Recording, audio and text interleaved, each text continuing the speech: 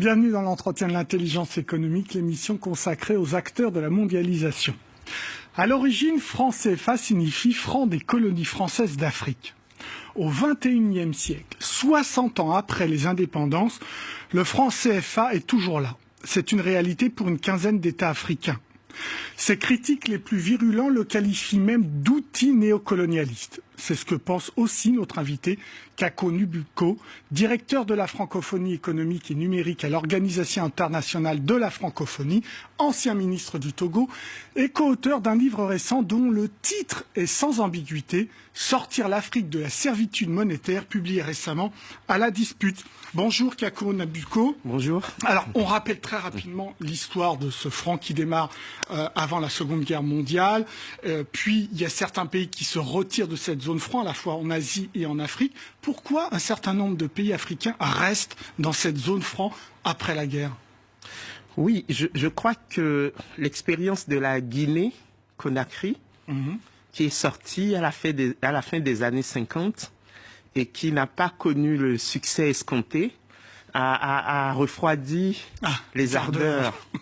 mais il y a eu durant la période des entrées et des sorties. Par exemple, le Togo de Sylvanus Olympio, au début des années 60, voulait créer sa propre monnaie. Mais à partir de 63 et donc de l'assassinat de Sylvanus Olympio, le Togo a signé les accords de l'Union monétaire ouest-africaine. Le Mali de Modibo Keïta, qui a signé les accords de l'Union monétaire ouest-africaine, est sorti dès 1962, juillet 62, mais est revenu plus tard en 1984. Donc il y a eu des entrées et des sorties. La Mauritanie est sortie en 73 et n'est plus jamais revenue. Mais globalement, ce qu'on observe, c'est que l'Afrique subsaharienne francophone est la seule région de l'espace franc à être restée. Alors, c'est un outil du néocolonialisme, d'après vous? Pour moi, c'est un outil de la servitude volontaire. C'est le titre de... Oui, parce que, comme vous l'avez dit, le Cambodge, le Laos et le Vietnam sont sortis en 1955. L'Algérie, le Maroc et la Tunisie. Et ont gardé de très bonnes relations commerciales avec la France. D'ailleurs, à l'heure où je vous parle, les 3 premiers partenaires commerciaux de la France en Afrique sont le Nigeria, l'Angola et l'Afrique du Sud. Aucun de ces pays n'utilise le franc CFA. Donc, c'est vraiment de servitude volontaire dont on parle. Alors, c'est quoi la parité? C'est une parité fixe par rapport à l'euro? Exactement. C'est quoi cette parité? 1 euro, c'est 655 francs CFA. D'accord. Alors, aujourd'hui, et puis c'est fixe, hein, c'est pas flottant, donc c'est assez clair. Aujourd'hui, c'est quoi le principal problème pour l'Afrique, enfin pour cette partie, de rester dans la zone franc? À mon avis, oui, il y a 4 principaux problèmes. Le premier, c'est que les échanges entre les économies de la zone franc sont très faibles. Oui, même pas 15%. Voilà, 15%. C'est très faible. L'Union européenne, c'est 60%. Donc ça marche pas. Voilà. D'accord. Et deuxième problème, c'est la compétitivité. Pour des économies aussi faibles que les nôtres, avoir une monnaie arrimée à l'euro, qui est une des monnaies les plus fortes au monde, ça agit comme une taxe sur les exportations et une subvention sur les importations. Donc on ne peut pas s'en sortir quand on est économie faible avec un poids comme ça qu'est l'euro. C'est très simple. En dehors de la Côte d'Ivoire, qui a la manne du cacao, toutes les balances commerciales des économies de la zone franc sont déficitaires. Même quand on a la manne du coton, par exemple? Non, ça suffit pas. Non. Ça veut dire qu'on ne mérite pas, entre guillemets, un tel taux de change à l'heure actuelle. Oui. Troisième problème, c'est le sous-financement des économies de la zone franc.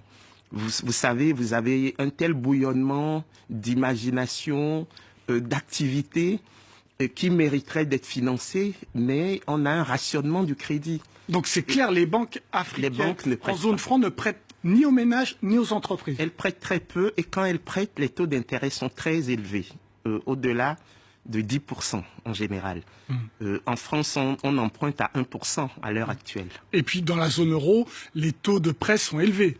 Bien sûr, bien sûr. Et quatrième difficulté, c'est qu'il n'y a pas de préoccupation de croissance économique. La seule préoccupation, c'est la lutte contre l'inflation. Et ce qui fait que notre zone est une zone de faible inflation. Vous voulez dire clairement que les économistes, les ministres de l'économie, les chefs d'État africains de la zone franc ne pensent pas à la croissance économique alors que le monde entier ne parle que de ça? Ah oui, on est resté vraiment dans le dogme des années 80. Cette idée que la politique monétaire ne doit avoir comme seul objectif que la stabilité des prix. C'est-à-dire 2% d'inflation. Exactement. Ce qu'on a du mal, même nous, en ce moment, à atteindre. Donc tout ça est lié au franc CFA. Oui, c'est lié à cet arrangement institutionnel qui lie les pays africains de la zone franc à la France via le Trésor français et qui repose sur 4 principes rapides. C'est cette parité fixe, également la libre convertibilité et cette garantie de la convertibilité. Quand vous avez du CFA, en fait, vous avez de l'euro. Troisième principe, la liberté de circulation des capitaux. Quand vous avez du CFA, vous pouvez transformer en euros et placer hors de la zone franc. Et puis, quatrième principe, qui à mon avis est un bon principe, c'est la centralisation des réserves de change.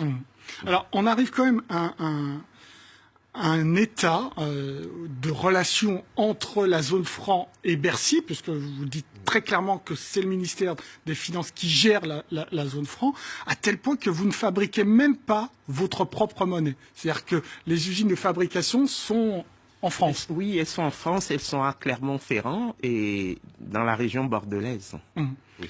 Est-ce que c'est tenable, ça, pour la souveraineté d'un pays au XXIe siècle?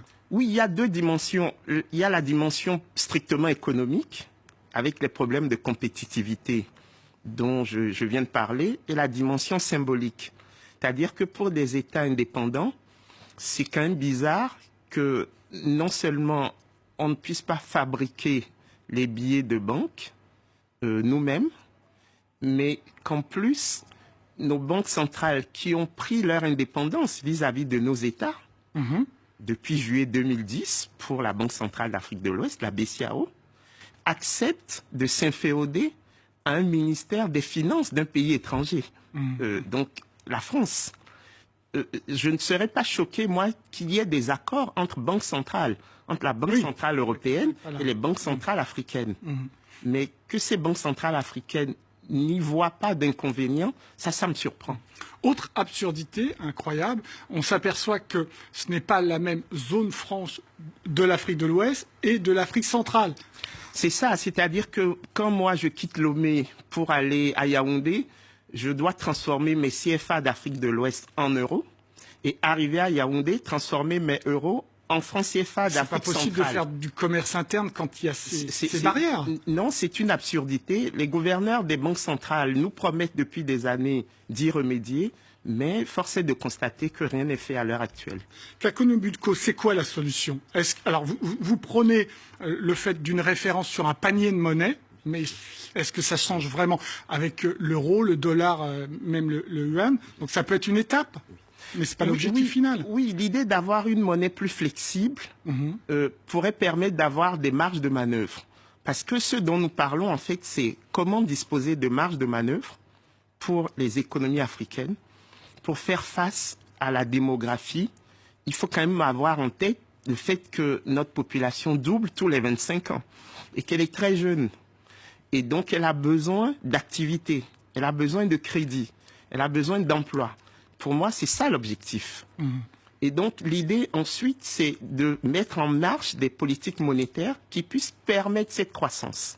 Donc, une monnaie plus flexible permettrait de ne pas avoir la contrainte de devise qui est obligatoire pour garantir une parité fixe. C'est clair que quand il y a une monnaie faible, on peut plus exporter, donc il y a en effet plus de business. Mais ça, c'est une étape. C'est quoi l'objectif final, Kakonou Budko? L'objectif final, il est très simple. C'est que l'émergence de l'Afrique devrait passer par la reconquête des instruments de sa souveraineté économique, la monnaie et le budget.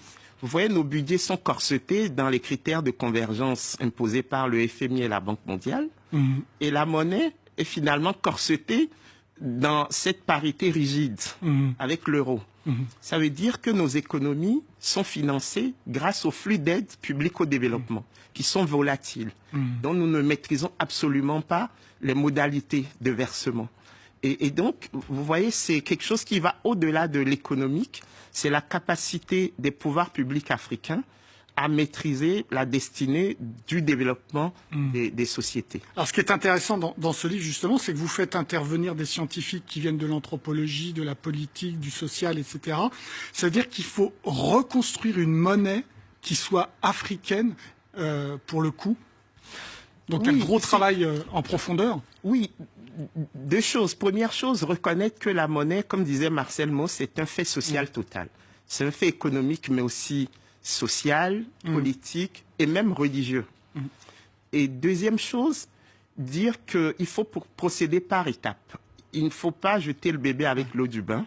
Nous avons une expérience d'intégration régionale qui a quelque chose de très positif, c'est-à-dire la solidarité. Il faut toujours l'affirmer. Et deuxième chose, mettre les politiques publiques en faveur de la création d'emplois. Dernière question, Kako, est-ce que c'est possible avec cette génération de chefs d'État africains ou est-ce qu'il faut attendre une autre génération de chefs d'État africains? Oui, la génération actuelle de chefs d'État africains doit simplement se souvenir qu'elle a obligation de ne pas trahir les rêves des pères de l'indépendance. Elle a succédé aux pères de l'indépendance et sa mission historique, c'est de mettre l'Afrique sur le sentier de l'émergence. Vous avez de l'espoir là-dessus ou vous y croyez pas? De toutes les façons, nous n'avons pas le choix. Si nous ne le faisons pas par principe, nous devrions le faire par intérêt, parce que la jeunesse africaine qui monte voudra nécessairement être aux commandes un jour. Oui. Merci beaucoup, Kako Nubutko, pour vos réponses. L'entretien est terminé, mais comme d'habitude, vous pouvez le retrouver sur france24.com. En attendant, restez avec nous, car évidemment, l'information continue. Au revoir.